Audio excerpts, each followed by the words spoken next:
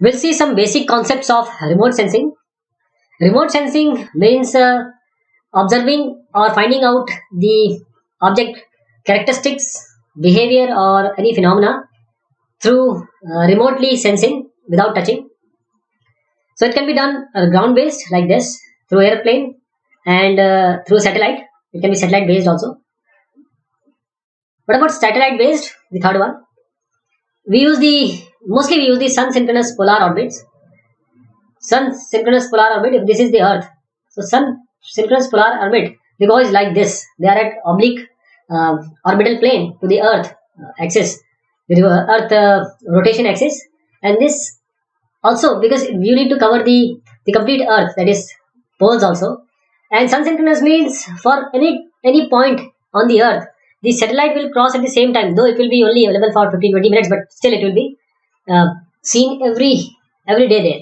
So most Earth image satellites is polar orbiting only, meaning that they circle the planet in a roughly north-south ellipse. This is ellipse, which while the Earth revolves beneath them or rotates beneath them. Therefore, unless a satellite has some sort of pointing capability, there are only certain times when a particular place on the ground will be imaged.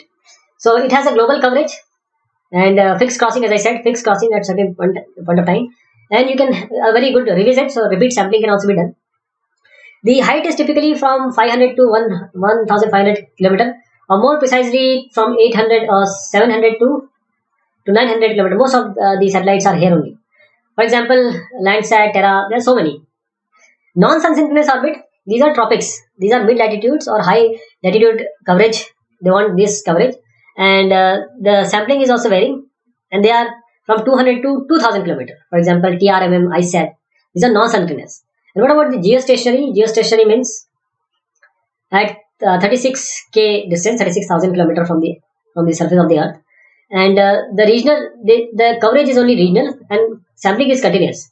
And over low middle latitudes only, they'll not be able to cover this polar regions. Why? Because the only point they can manage is a short coverage. And it is seen that if you use three geostationary, you'll be able to cover the whole Earth, not the poles that though. For example, GOES, GOES. This is by US NOAA. So there are certain types of remote sensing. It can be passive, it can be active. Passive means the source of energy is either the sun or any Earth atmosphere phenomena. In the active, while the active remote sensing, the source of the energy is a part of remote sensor system only. That means we have a satellite, say. Now this satellite is going to send the rays or electromagnetic radiations, and is going to observe the return reflectance or return values phenomena.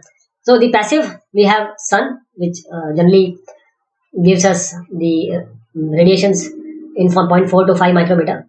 That is starting from the visible range to IR range, and Earth or its atmosphere from 3 micrometer above this to the 30 centimeter.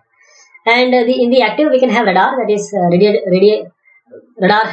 radio detection ranging. The wavelength is from millimeter to meter, and the lidar. You can observe it in UV, visible, and NIR ranges. And just if you want to observe the differences, camera takes photo. If you take flash, that means you are doing an active remote sensing. If you are not using flash, that means you are using passive remote sensing. This is a figure which shows the various aspects which are going on in remote sensing. Now you have a sensor here, and this is illuminated by, say, sun, and this is the object which you want to, which is the point of interest. So these are all angles. This is solar azimuth, this is sensor azimuth, this is solar zenith, this is sensor zenith, this is the normal to the area, and all these are very important, and this particular area is also having certain axis. The solar incidence angle is the angle between the sun and the line which is perpendicular to a surface, which is this. This is the zenith angle. Sorry, this is the incidence angle, and the solar zenith angle is the solar incidence angle for a horizontal surface. For a slope surface, they are different. So azimuth angle, definition, there is a difference. It starts from north or south pole. There are 4 types of resolution: spatial resolution, spectral resolution, radiometric resolution, and temporal resolution. What is a spatial resolution and a coverage? If you are taking some area imaging some area with the use of this aircraft, say, there is an instantaneous field of view. So pixel is the smallest unit of the image, and the smallest is the pixel size. In terms of spatial coverage, this is spatial resolution. The spatial coverage is the field of view. This is the instantaneous field of view, and spatial coverage, the whole area which is the field of view. And the area of coverage may vary. For Modi city, say 2300 km global coverage. Weather radars and NextRad has a circle with 230 km as radius. This image is having a spatial resolution of 30 meter, while this is having a resolution of 1 meter. You can easily see things, it's very clear. So a lot of information is there, so size is also high. The spatial resolution of various images, say, see, this is 0.5 by 0.5 and this is 80 by 80. So we are talking about the instantaneous field of view, and this is only your resolution. What about the spectral resolution? That is the coverage from lambda minimum to lambda max. The intensity or the spectral values for which the sensor is sensitive to, we can call it like that. So spectral resolution describes the ability of a sensor to define fine wavelength intervals. How many intervals are there of wavelength? For example, this is a black and white film, while this is a color film. So you have all these variations. So the finer the spectral resolution, the narrower the wavelength range for a particular channel or a band. The radiometric resolution and coverage. Radiometric resolution is the sensor sensitivity to the magnitude of the electromagnetic energy. Say radiometric resolution is, say, 8 bit. So it will be 2 to the power 8, that is 256. So it will be, this sensor will be sensitive to 256 gray shades. Sensor's ability to discriminate very slight differences of reflected or emitted energy. So the finer the radiometric resolution, say Iconos is 11 bit. Radiometric resolution is 11 bit. So it will be 2 to the power 11 gray shades. So the finer the radiometric resolution of a sensor, the more sensitive it is to detect these small differences in energy. You can see the example of this 2-bit image as compared to the 8-bit image. Which one is better? So the basics of a bit goes like this. We compute, store everything in 0 and 1. For example, this is 0, this is 1. So this is the bit variation from 0, 0, 0, 0, 0, 0, 0, 0, 0, 0, 0, 0, 0, 0, 8 zeros to 8 ones. So this is 8 bits example. As I said, Iconos is 11 bits. So it can observe the intensity values from 0 to 2047. Right? This is the coverage from 0 to 4095 12 bits. As you can see these image, as I said, Iconos 11 bit, and you have these some cloud shadow is there, and this can be improved by various image processing aspects and techniques. What about the temporal resolution and the coverage? Temporal, how many times you are able to visit that particular area next time.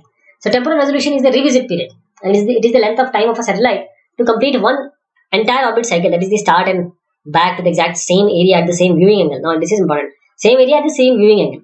For example, Landsat needs 16 days. Modi's only need 1 day. NextRad, the radar one, needs 6 minutes in the rain mode and 10 minutes for clear sky mode. The temporal coverage is the time period of a sensor from starting or ending. These are the different temporal values for different sensors.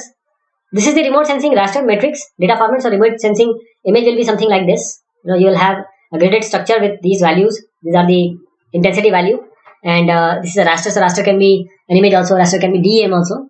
And this is how the variation of brightness values goes. And the pixel is called this is the picture element. Picture element. So say by brightness value of any point. So this one is 21, and various. So this one is 24, as the example is given. The remote sensing scanning system can be like this. It can be a cross track scanner. It can be a along track scanner. So the cross track scanner is the whisk broom, while the along track scanner is a push broom. So how it takes place? First, this is the ground resolution cell. Let's say 10 by 10. So this will start from this place. Again, reach this point, and again start from this place. So this is how it images the area like this area. So say we are talking about an IFOV, and this is the scan direction. Always, this is the scan direction.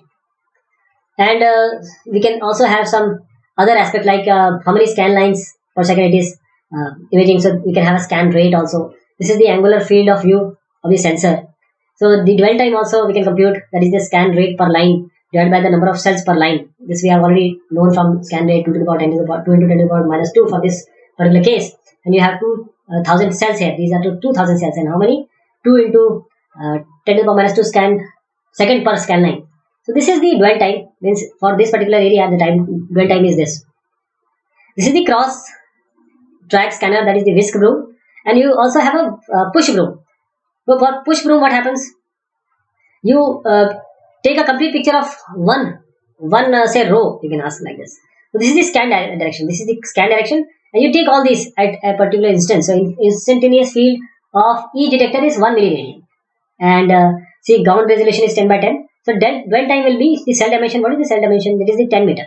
This is cell dimension, and velocity is say for example we take 200 meter per second. That is the dwell time is like this. So dwell time is higher in the case of push broom than the cross track. So again the field of view FOV, IFOV, and the dwell time is the time required for the detector IFOV to sweep across a ground cell. So the longer the dwell time allows more energy to impinge into the detector, which creates a stronger signal. This is the physics of IFOV and field of view. So this is the instantaneous field of view. When it is imaging, it is moving actually, and this is the complete FOV. And this is you have lens here. This is imaging. Now it will be printed onto the focal plane. So this is FOV and IFOV. How we compute it? These are the detector configuration, and you can break up the spectrum like these are the remote sensing system used to collect the multispectral and hyperspectral imagery. So this one, as you see, this is the linear array whisk broom. This is the hyperspectral area array, and of course this is the digital frame camera of area arrays. So you can compute, or you can find out the values, or multispectral means in different spectrum. Hyperspectral in multiple means 200, 300 spectrum. The values, the spectral values differ by say nanometers. So these are this varies from say this one. It varies from simple say you have just n bands. So blue to NIR. So there are 4 bands. In this case we have blue to NIR. You have n bands, and in this case you have number of bands. Thousands of hundreds of bands. Sorry. So how you take the image? This is the object space where you are taking. This is the lens. It goes to the image space. The photograph is taken, and in each scanning mirror, for each point you divide it into discrete. There are discrete detectors for NIR, red, green, blue, and for linear push broom you have detectors like this. They sense each and these 4 say NIR, red, green, blue. So discrete detectors and scanning mirrors like you have MSS, STILL, Atlas, linear arrays like Spot, Iris, Iconos, Quickbird, Aster, MISR, linear area arrays, Everest, Cassie, and Modis, Hyperion, etc. So what we are talking about is the type of sensor, and we'll see this. This is a scanning mirror, and we have a single discrete detectors, which is the whisk broom one, and one detector per spectral band. So rotating. This is rotating mirror changes the angle of the incident light from this point to this point. So therefore, what portion of the ground is being detected? We need to see about the angle which it is taking. So rotating mirror changes the angle of the incident light. And the length of the time a detector measures a ground target is the dwell time. This is the dwell time. So there are filters to restrict the wavelength. We have this rotating mirror. You have a detector which actually divides the things. This is a swath of the width. This is the direction of sensor movement. So pixel width is a function of the mirror rotation rate and the IFOV, and the pixel length is a function of IFOV, the sensor speed, and the sampling rate. And this is the whole angular field of view. And this one is the MSS scanning arrangement. The scanning mirror and multiple discrete detectors, which is the whisk broom, and we have filters here. So it uses a linear array of detectors for each spectral band. It uses a linear array of detectors. So the mirror angles the light across these multiple detectors instead of just using one. So we use filters to restrict the wavelength of each band. A push broom sensor may have thousands of detectors per spectral band, and scanning mirror sensors usually only they have few. So if there are 6 detectors per array, every 6 pixel in the image is from the given detector. This is the one more type of sensor which is a linear array whisk broom. So the scanning mirror and multiple discrete detectors for whisk broom and dispersing element. So instead of wideband filters, a dispersing element, a prism breaks the incoming light into component wavelengths. So light is dispersed across a linear array of detectors, and a rotating mirror and the forward movement creates the spatial arrangement of pixels. So the advantage of dispersing element versus the filter is that the narrow bands can be detected in a small instrument. Linear array push broom, it has one row. It has one row of detectors, this one, with one array per band. It uses a filter to restrict the band pass, and the array moves forward with the plane satellite, and the radiance is measured at regular intervals. So you see, this is the linear array image width, which is equal to the number of detectors. This is your lens, and this is the angular field of view. This is the direction of sensor movement, IFOV for one detector, and the pixel width is usually or easily calculated because the pixel length is a function of the IFOV forward speed and the detector sampling rate. Hyperspectral area array, it combines a push broom linear array with a dispersing element. So what you find here is you have a slit, collimator, and the dispersing element, and a lens which gives you various hyperspectral bands from NIR to blue. If you compare the sensor types, right from the digital frame camera area array to linear array, this is push broom, this is whisk broom, scanning mirror and single discrete detector, whisk broom with single mirror and multiple discrete detectors, whisk broom with scanning mirror and discrete detectors for dispersing element, and hyperspectral area array. So these are the advantages, these are the disadvantages. I hope you'll go through it. So this was about various aspect of remote sensing, brief idea. Thank you so much.